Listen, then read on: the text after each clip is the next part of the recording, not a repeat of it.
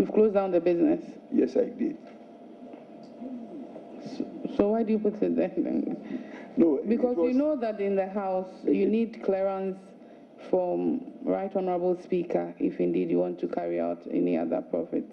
Very well. But you can see from the Times Fund that my engagement in those companies ended 1994, 1998, 1986 for Nkrabia and 94 for Ideal.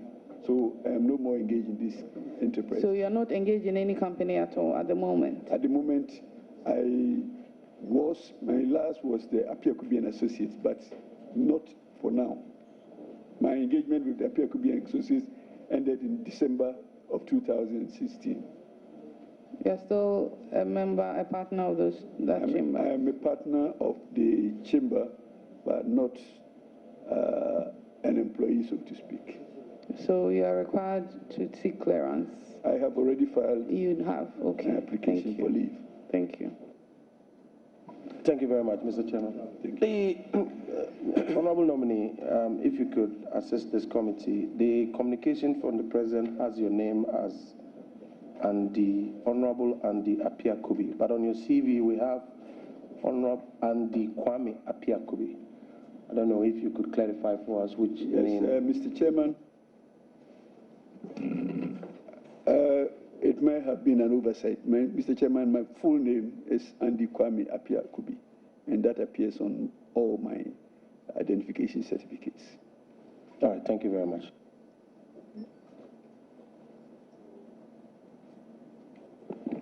Mr. Chairman, on page 2 of the CV, I think the name of the constituency is not rightly spelled. Is it Ashanti or Asante? The name of your constituency. Mr. Chairman, sorry, it's a printer's devil. It's Asante. The H shouldn't be there. Thank you. So, Mr. Chairman, I'm correct it accordingly. Mr. Chairman, I'm grateful. Which one is the correct one? Asante. If you look at all your geography maps, it's Ashanti, A-S-H-A-N-T-I. Then you and I know that the proper spelling should be Asante. And it's being explained that Ashanti is regional. There's a region called the Ashanti region, but the people are Asantes. So if you're describing your hometown, is it Agogo Asante Achim or Ashanti Achim? Mr. Chairman, the identification as given by the Electoral Commission to the constituency is Asante Achim. So I need to adopt that one. Very well. Yeah. Honourable Jato. Congratulations, Honourable. Thank you, sir. From 79 to 94, that's Konongo Odumase Secondary School to the university. In between, what were you doing? Could it assist the committee? That is probably the history you need to know, which is not in public domain. I had to travel out of the country to seek employment, to sustain myself and to sustain my ambition to go into education. So I was out of the country. Does it mean the nominee is a returnee? Mr. Chairman, exactly so. Well, I think that's it. Very well. I want to, on the CV now, I see that you were called to the bar in 2008. You opened your own chambers in 2015,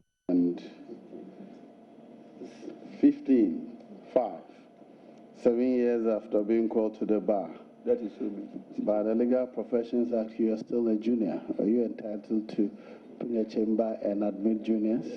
Mr. Chairman, by the Legal Professions Act, under 8 years, I am not entitled to tutor a junior, but as a qualified lawyer, I am entitled to open a chamber. And Mr.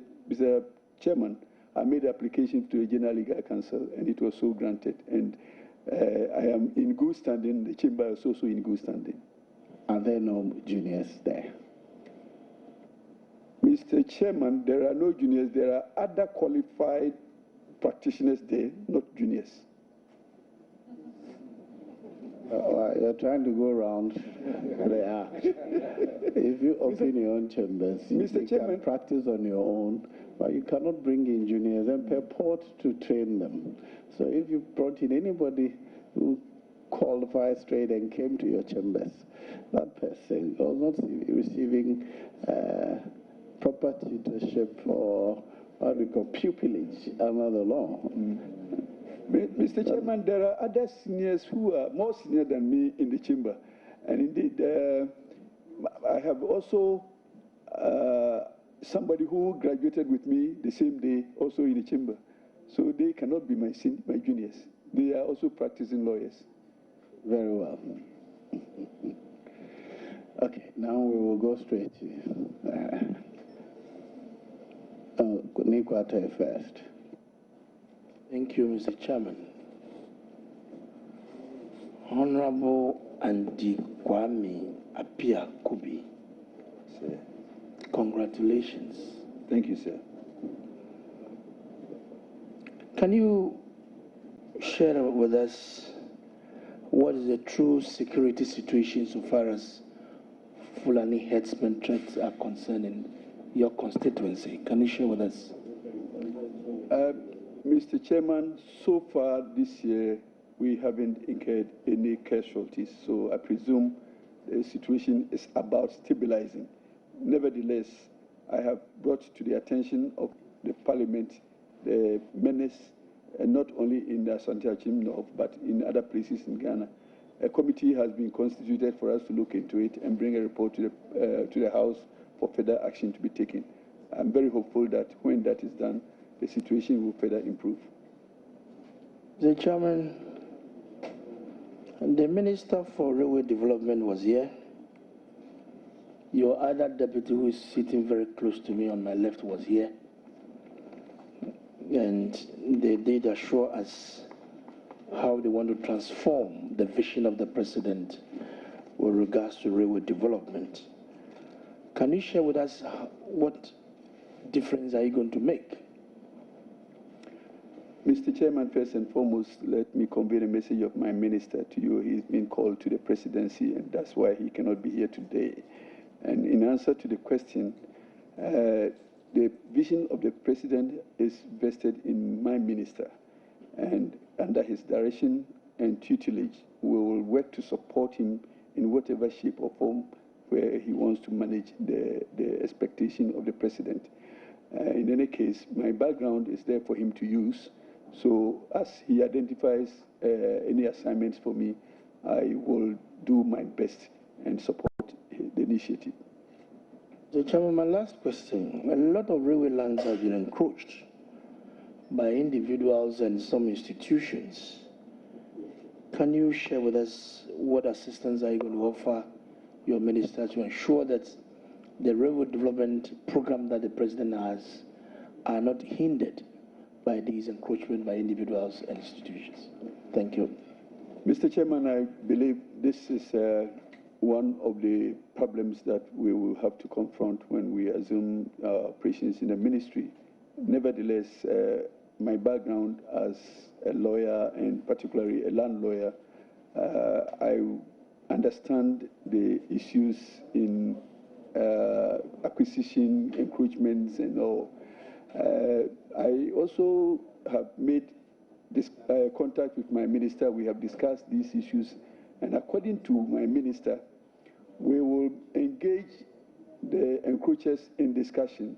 Where necessary, we may want to relocate them. Where it is difficult to relocate, we are trying not to engage in litigation that may disturb the project. So we may have to find alternatives and then maybe relocate the lines to avoid delays resulting from litigation. So, Mr.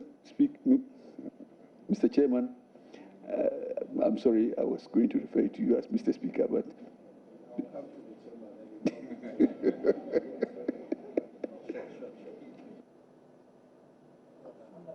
Honorable Biama. Thank you, Mr. Chairman. Congrats again, Andy. I remember you as the acting National Youth Organizer of MPP in 2000, 2001. I just realized that you were more than 40 years to be a youth organizer. Mr. Chairman, there was an obvious vacuum for that position. Oh, this is just a remark. I don't want you to respond. Mr. Chairman, fortunately, Honorable Member was also a member of the youth wing at the time. By that time, I was below 40. Yes, let's start with some legal constitutional issues.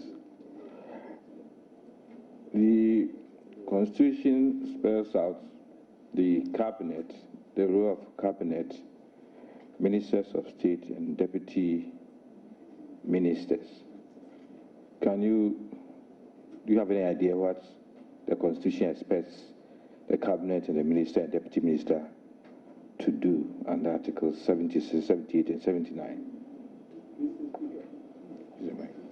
Mr. Chairman, Article 76 talks about the cabinet to be formed by the president and describes the shape of the cabinet.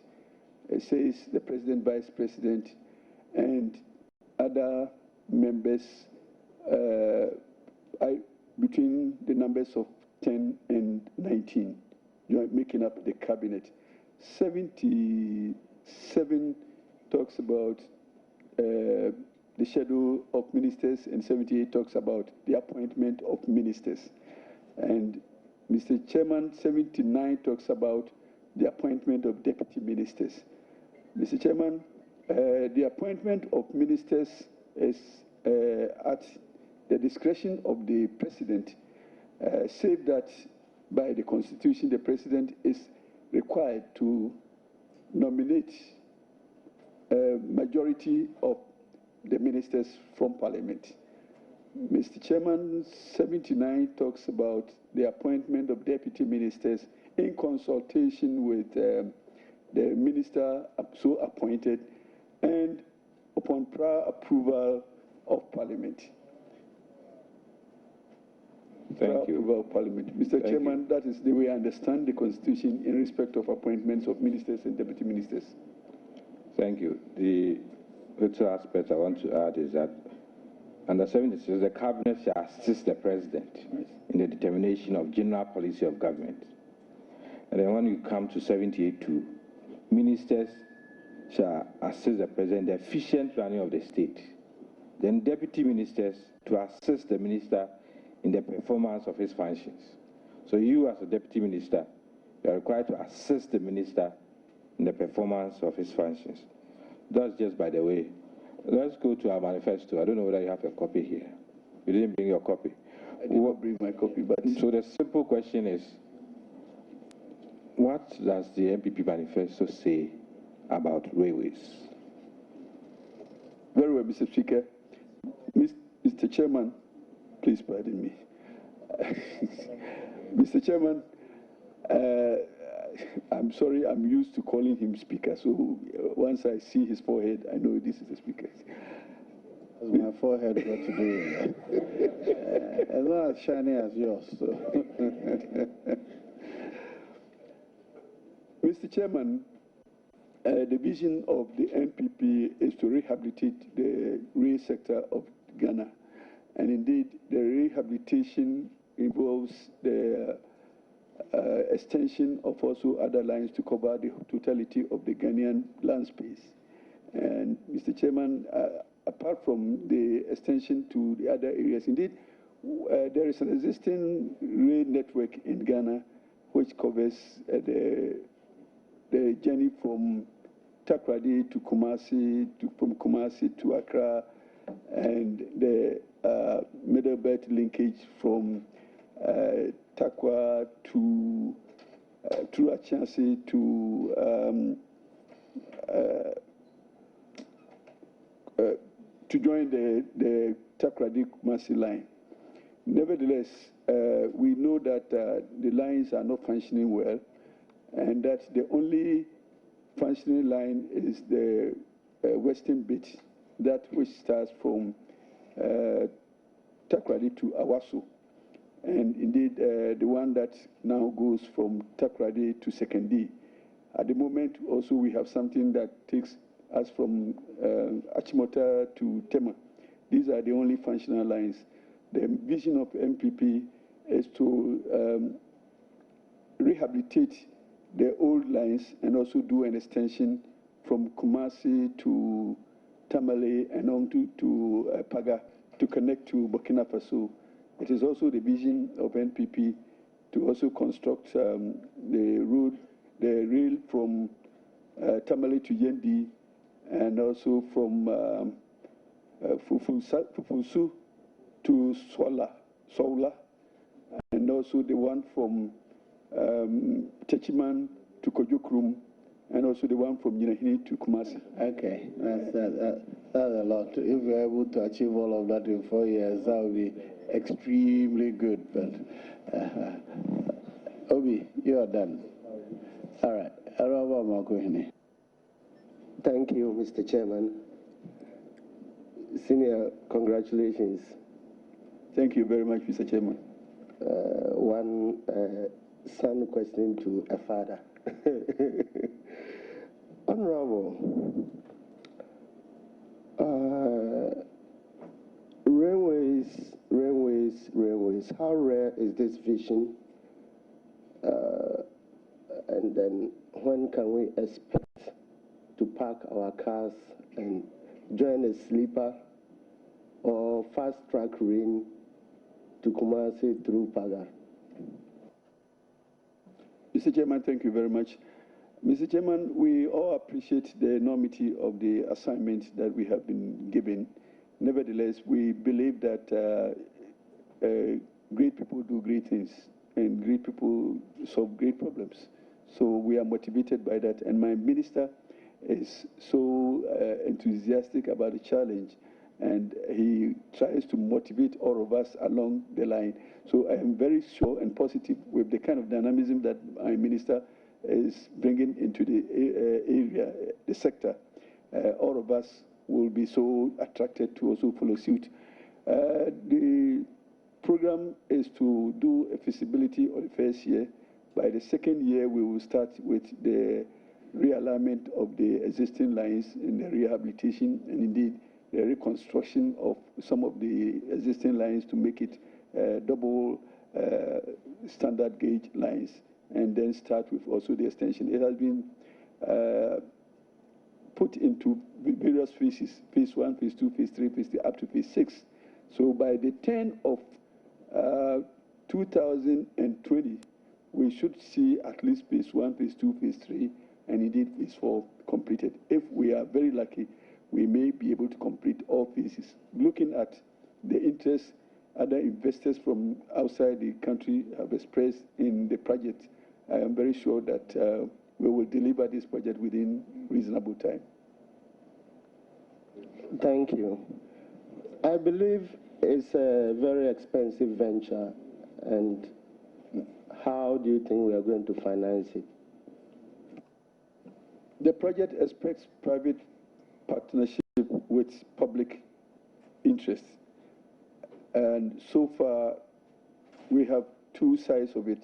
One side, the very economical lines, and the other, the one that provides public service. And once the project is private and public, my minister is of opinion that we invest public funds in the lines that serve the public interest, whilst private sector comes to invest their funds in the economic lines to provide revenue for the investments they put. And as I told you, we have a number of interested parties wanting to participate, save that by our confidentiality clauses in the agreements and memorandum that I have seen, we're not supposed to discuss them until they have been executed. Thank you. Okay, Honorable Jato. Thank you very much. Honorable Andy.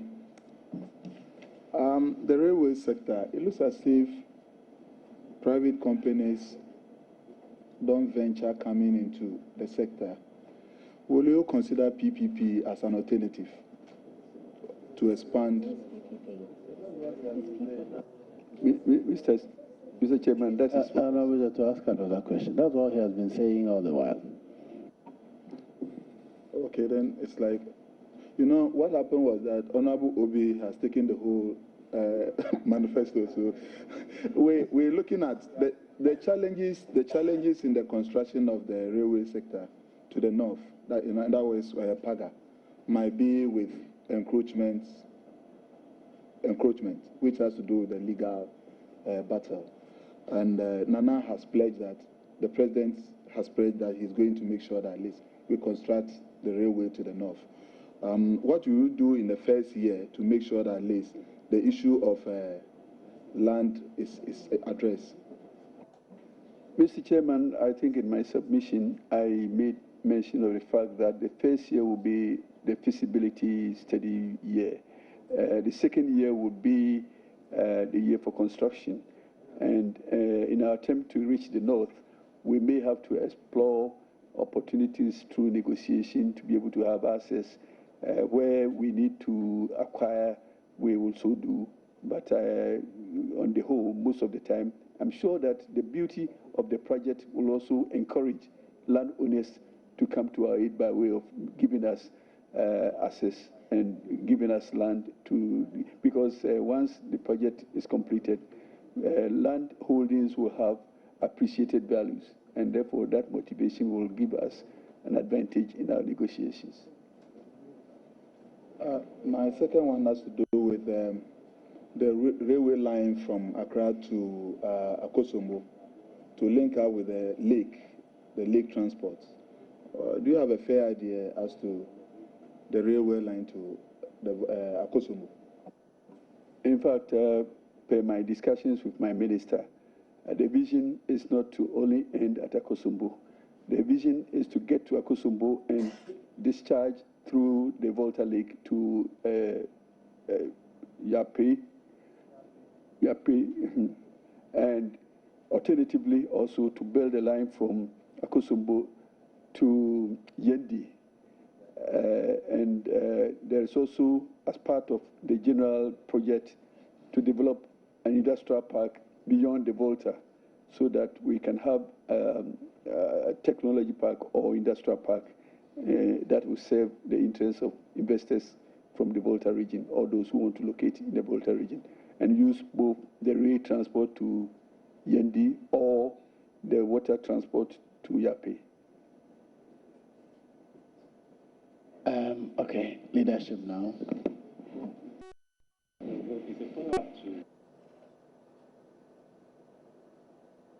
Congratulations, my brother. It's a follow-up to the question that he asked. First of all, you know that the last parliament approved the loan for the railway from Tema to Akosombo, the one you just alluded, and I'm sure very soon your ministry will start that work. Will you consider varying that project to include a second line so that Accra, the redevelopment of Accra is shifted towards the eastern side from Akosombo through Afenya to Pond to Tema, so that you can advise your colleague from the Western Housing to start looking for lands in those areas, because if you have railway, will you do that? Mr. Chairman, the design of this project, as I've seen it, is for the single line standard gauge to Akosombo, and that is what funding has been secured. Yes, we may have to do the project, but that will require a review of the existing project, an amended project to Parliament for further funding.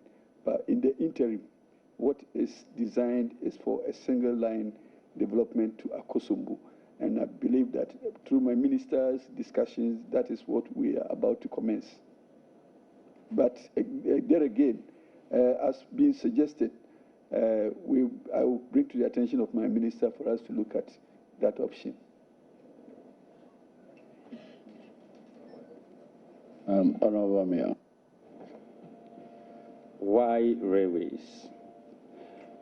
What benefits are we going to derive by constructing railways from south to north and rehabilitating the existing ones? What will be the benefits? Mr. Chairman, railway sector has the potential to generate growth generally within the economy. I say this because with the railway sector, we will be able to do transportation within Ghana better, cheaper, and faster. Also, and safer, because rail transport appears to be the safest mode of transportation for both human and cargo. Secondly, rail transport has the potential to open the hinterland of the country to foreign investors who want to locate therein.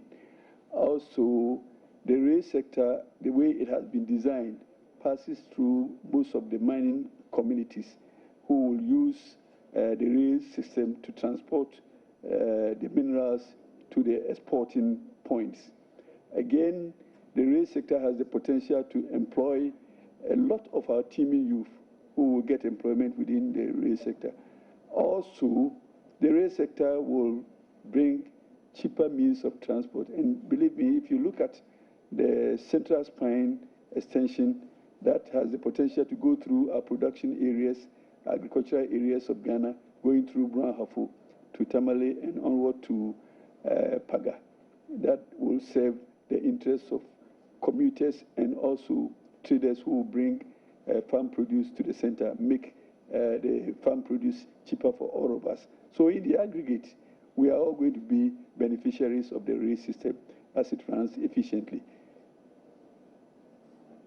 Mr. Chairman, I was not going to ask a follow-up question, but once you mentioned Brahafo, where I come from, I want to know from the nominee the particular communities in Brahafo which will be affected by the extension of railway to the north, which are likely to be affected. Mr. Chairman, connected. The Central Spine extension passes through Wenchi, Sunyani, Techiman, and other communities, the settler communities, other small communities, but these are the major centers of agricultural productivity that the rail sector has the potential to serve you.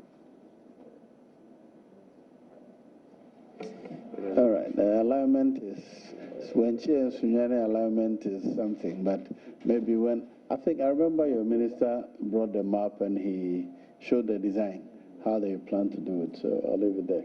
The Vice Chair will answer the question. Honorable nominee, you've spoken extensively on the projects or the vision of the government to extend our railway lines and improve on existing ones. My concern relates to the maintenance and upkeep of our trains. Many a times it's used to carry foodstuffs and all that. If we want to shift the attention and deal with the traffic situation in our country, then we should make railway transport an alternative for any commuter rather than accessing our roads. If you're given the nod as Deputy Minister, how are you going to tackle the issue of how we keep our trains? In the Western world, once you sit in, you see the inscription there. If you litter, there's a fine, and the amount is there. But the state of our trains is, and our attitudes, how do you intend? Because we just can't invest heavily in railway and not maintain it the way it's supposed to be maintained. What are you going to assist your minister do to tackle that menace? Thanks. Mr. Chairman, this question is also pregnant with an answer, because in the question she says that there will be efficiency through the railway railway system. So that answers part of the question.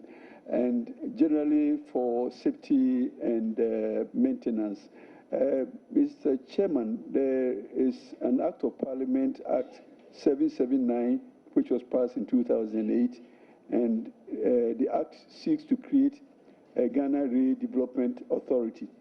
And as part of the mandate of the Ghana Rail Development Authority, they are to ensure compliance of the regulations under the law, and also to ensure safety generally, and also to ensure maintenance.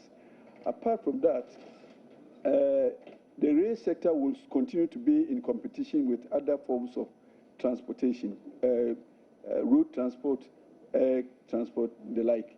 And therefore, it is incumbent on any investor to stay in competition by way of presenting an attractive product. And therefore, the rail sector will see improvement in qualities and service, also improvement, and also customer care attention. Indeed, the Rail Sector Act, which is Act 779, has provisions for non-compliance, and also it has also sanctions for breaches of the law itself. And again, the Act allows for participation of public sector. So the public sector investments are also going to be in participation, in competition. And therefore, the competition will generate a better performance. Honorable nominee, you would agree that the issue is not with legislation or regulation. That is why I asked what specifically you would do to assist your minister in this regard. The law exists, but as to whether it's being followed is another question in Ghana. Revenue collection. Revenue collection. On our fares, I mean, when people board the trains, they're expected to pay a fee. Many a times it's so not organized that individuals who are supposed to do so are not able to account because there are not proper systems and arrangements for accounting for those funds. What would you do to assist your ministers? Since it's usually going to be a PPP, you need to also think about profitability. So how do you intend to bridge that gap where revenue or collectors don't account for monies that are due the states? Mr. Chairman, thank you. The law that is creating the authority and also creates Ghana Railway Company Limited, which is a government-funded corporate entity which should operate on its own and manage its affairs by itself and its board. Mr. Chairman, Section 98 of the Ghana Railway Act precludes the Railway Authority from participating in the rail transport system, and therefore they will remain regulators. For we on the government side will be regulators, and the other side that will be participants in the enterprise would be a limited liability company that would be on their own, although majority shareholding staying with government. So it is the responsibility of that company to ensure that they meet the operational requirements as a company which is separate from the